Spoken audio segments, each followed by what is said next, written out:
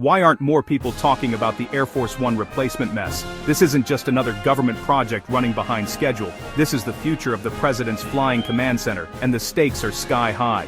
The story is packed with drama, delays, and decisions that could impact national security and presidential travel for decades to come. It's not just about a fancy new jet. There's major drama up in the skies. The Air Force One replacement saga is a mix of high-tech ambition, political wrangling, and real-world engineering headaches. Every delay and design change ripples through the halls of power and the aviation industry alike. Here's what's really going on. First, a quick recap. Air Force One is the call sign for any plane carrying the U.S. president, but in practice, it's almost always those two iconic blue and white Boeing 747s. These aircraft aren't just symbols of American power. They're flying fortresses, equipped with advanced communications, defensive systems, and enough range to cross continents without stopping.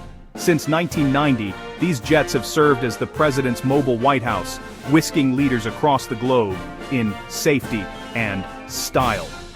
They've witnessed history, from secret diplomatic missions to emergency evacuations, and have become a symbol of American leadership wherever they land. But after more than 30 years in service, technology has moved on. The current Air Force One jets are aging, expensive to maintain, and increasingly outmatched by modern threats and needs. It's time for an upgrade, a new generation of presidential aircraft that can meet the challenges of the 21st century. Enter the VC-25B, the next Air Force One. Boeing was contracted to deliver two state-of-the-art jets, packed with cutting-edge tech, enhanced security, and improved comfort for the president and staff. The plan was ambitious: new communications, missile defense, and a complete redesign of the interior. But not even close.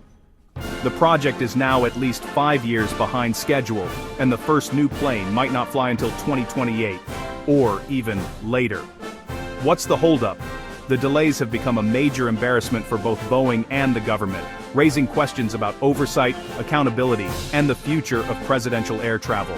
Boeing's facing all kinds of problems: supply chain chaos, technical headaches like wiring design issues and stress cracks, and a shortage of skilled workers with the top-secret clearance needed for this ultra-sensitive project.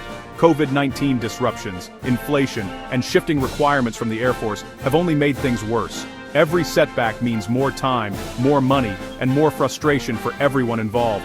All this has cost Boeing billions more than planned. The company is now facing massive financial losses on the project, and the government is under pressure to explain why the most important plane in the world is stuck on the ground. The delays have also sparked political debates about defense spending and the role of private contractors in national security. But here's the twist: these new planes won't even have mid-air refueling, which the current Air Force One can do. That means the president's range and flexibility could actually decrease, a surprising step backward for such a high-profile upgrade. That's a big downgrade for security and range. In a crisis, the ability to stay airborne for extended periods is crucial. Without mid-air refueling, the president could be forced to land in less secure locations or cut missions short, potentially putting national security at risk.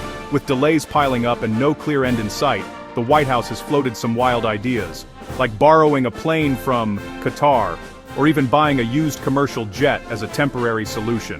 These stopgap measures highlight just how desperate the situation has become, and how important it is to get the new Air Force One flying as soon as possible. Aviation fans, what do you think? Is a new Air Force One worth the wait, or should we just keep flying the classic? Would you trust a borrowed or used jet to carry the president, or is it time to demand better from Boeing and the government? The debate is heating up, and your voice matters. Drop your thoughts below and make sure to subscribe for more aviation updates. We'll keep following the Air Force One saga, so stay tuned for the latest twists, turns, and turbulence in the skies above Washington.